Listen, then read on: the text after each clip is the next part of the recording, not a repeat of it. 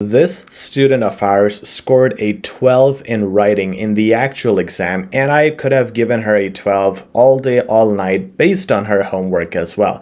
This was her homework, and I'm going to show you how she wrote at home in her practice. She implemented the same guidelines in the exam and she scored a 12.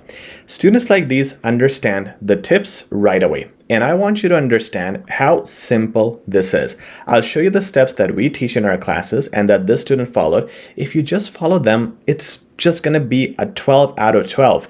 Of course, you don't want to make any mistakes, no grammar mistakes, high vocabulary. However, once you get a hold of the structure, there's no reason for you to fail. You don't need to invent or reinvent new strategies. These are the strategies you need to follow. Let's have a look. Asking for permission, this was the question. You're studying overseas, you need to return to your country before the end of the semester for a family event.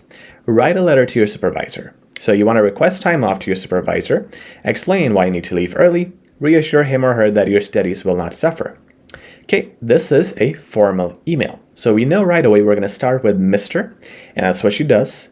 And also the question even tells you to start with Mr. or Miss. So make sure to follow the questions prompts if they are given, and even if they were not, we would just say, Dear Mr. Anderson, yours sincerely, and your full name goes at the end because it's formal. Simple, okay? That format you should just follow. There's nothing here that should be challenging or that you should change. Absolutely follow that. The next thing you want to follow is the start, the purpose. The purpose is always something that goes in the first paragraph of the formal emails.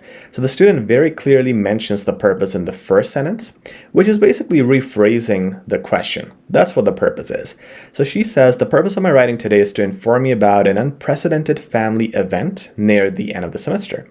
So that is the reason why she's writing this letter, and then she further elaborates it with this sentence, and this sentence does two things beautifully. First of all, let's read the sentence. This will require me to get some time off. So this way she's elaborating the purpose, like, okay, look, this is the end of the semester, there's some family stuff going on. That's why I gotta take some time off. So it's good because it's in a separate sentence. It's not really confusing the first sentence too much because it's too many things in one sentence. The second thing this does beautifully is set up a flow, because you see the next bullet point you have to elaborate is requesting time off, which she will do in the very next paragraph. So by saying that this will require me to get some time off, she is building a hook into the next thing she's about to say, which is going to be an elaboration of the time off. And that is a perfect mark for flow. It shows that you have a flow and consistent flow of thoughts along with a good structure. And now here we start elaborating. So here she says, I'm positive that you will accept my humble request to get a break from my studies at that time. Now, at that time again is talking about or referring to the time I just mentioned here in the previous paragraph, which again shows that connection, that flow. And this is not something you have to consciously think about. It's natural if you're building a flow, telling a story. This is how it should work. And guys, you see this is one sentence and this is the other one. I'm going to tell you something about this as well at the end of body 3. So stay tuned because this student is using all the best practices for CELPIP writing. So here you can also see something like an adjective, which is also advanced, humble. Wherever you can use adjectives, make sure to use them. They give you marks, and they're also advanced words. Now the student incorporates a complex sentence. It says, given my 100% attendance and sharp results, clause number 1, I'm assuming that my request for this small favor would be acceptable to you. Clause number 2. Two clauses in one sentence become a complex sentence. And now this paragraph, has it answered this question? Yeah, perfectly. Requesting time off. That's what she has been doing. And she has even been giving reasons behind that. So what a lot of students do is they just say, hey, I need time off from this date to this date. And what you're missing is why? Why do you need time off? Well, look, I deserve it because I have 100% attendance and I got sharp results. And I'm assuming that because of that, you're going to give me the break. Another thing is how she is not just saying, because of that, give me time off. She's saying, I'm assuming that my request for the small favor would be acceptable to you.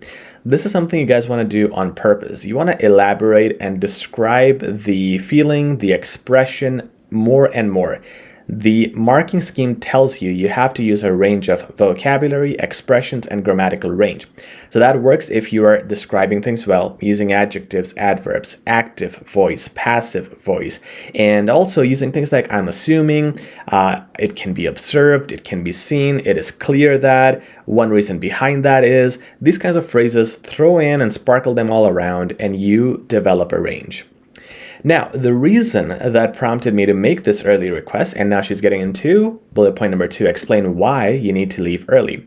The reason that prompted me to make this early request is due to the wedding date of my sister abruptly, advanced word, adverb as well, shifting back 2 months. Instead of her saying that the date was moved, she's saying abruptly shifting back 2 months, advanced usage of words and phrasing. Now you see this hyphen. This is an advanced punctuation mark that she's getting on purpose. Due to personal reasons, is something that is an additional piece of information. So instead of putting a comma, I mean, you can put a comma, she put a hyphen to show that, hey, this is an extra piece of information, and she's gaining marks because now she's using a combination of advanced punctuation as well. Now we have furthermore, which is a great connector. It is an advanced connector at that too. In my home country, and again, this becomes a complex sentence because you have in my home country, clause number 1, and the thing after that will be clause number 2. Attending the sister's wedding is almost mandatory for the brother. Look at this, semicolon, semicolon, and now you have a hyphen, you obviously have the full stops, you have now almost a complete range of punctuations, which are also advanced in the case of a semicolon. So semicolons separate the idea into another part, and this is another part she wants to add to this sentence, which is, I cannot avoid returning home due to that. This is also a conclusion for this whole sentence, and semicolons look beautiful when you're concluding a long sentence or idea. So she has done that, and once again, remember or notice that there are 2 sentences here, not more. Once again, I'll tell you the reason behind that later. So perfectly done, very good range of vocab, highly advanced stuff. Nonetheless, good connector. Going from this paragraph to this one, we're now going to talk about reassure him. So look, I need to leave early, but reassure him that nothing bad is going to happen. So the perfect tone here is nonetheless, because now we're gonna go in the opposite direction and try to make this guy or teacher feel better. Please do not be concerned about my studies. Now this one is also important to understand because the examiner is trying to see your marks for emotional intelligence. When it says reassure him or her, that's the test. They're testing if you're going to use words like, don't worry, please don't be concerned, it's going to be okay. Because these are emotional cues that need to be present, not only for your task response, but to see if you can use emotional intelligence correctly. So address it very well. As I am, you can notice that every time she explains something, she's like always giving reasons. Why? Well, as I'm taking all my books and study materials with me to keep up with the classes being missed. So she's giving rationale, and that helps you so much with task response. Everything you say, explain why. Why is it a good thing or a bad thing? I also will have online access to complete quizzes on time with the same effort. So once again, look, I will not miss anything. And that is what you need to reassure the teacher about. And that's what she has done again in 2 sentences. So now let me tell you why this 2-sentence approach is perfect. 1, because it helps you with the word limit. You want to keep between 180 to 200 words. You could go up to 210, but keep it below 200, my suggestion. And also even tells you in the question you want to do 150 to 200. CELPIP does allow you 210. Just keep it below 200. You'll get much better marks. 180 to 200 is ideal. So having 2 sentences, not more or less, keeps you in that limit. And just following that as a rule avoids confusions. I mean, why do you have to think, should I make 3 sentences today? Should I make 1 sentence? Just do 2. It's one rule you have to set and not think about in the exam. The third and the most important thing is when you do 2 complete sentences per bullet point, you completely 100% answer the task response per bullet point. You don't give the examiner the room to say, well, I don't feel like you answered this correctly. If, for example, requesting time off, you said, I need time off from this date to this date, there is a big chance the examiner will say you haven't answered this correctly because where is the reasoning behind that? Where is more elaboration behind that? But by doing 2 sentences on each, you completely are able to overcome that objection. And the other thing I was pointing out was how after every point, she was giving reasons behind it, right?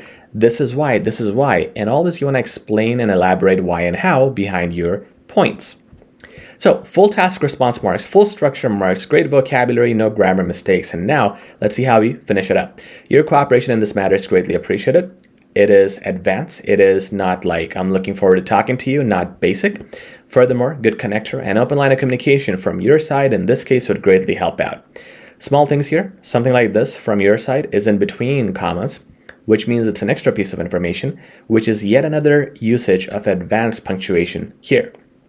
So until the end, we're doing advanced punctuation, range, unique wordings, unique phrasing, and professional formal tone. And that is why this would without a doubt score a 12. That is what she got, not throughout her classes. Just so you know, this is not how a student starts. This is her improvement. These were the tasks being submitted towards the end of her classes. She went into the exam and scored a 12 as well. So if you're one of those students who gets nervous or have exam anxiety, which a lot of you do, this is because you are not sure about your mark. And if you want to be sure, you need to practice. When the teacher tells you confidently you're going to score a 12, you are confident. You go in the exam, you know your level, and nervousness goes out of the window. So if you want to get this confidence and encouragement from a live tutor, we offer the best CELPIP classes in Canada with the best CELPIP experts in Canada. Email is in the description if you're interested. Your first session is completely free. Also, check out our CELPIP 15-hour self-paced course. If you want to do it yourself, you can finish it within a week and score brilliantly with a money-back guarantee from HZad Education. No questions asked. Please like, share, and subscribe, guys, for more amazing content like this.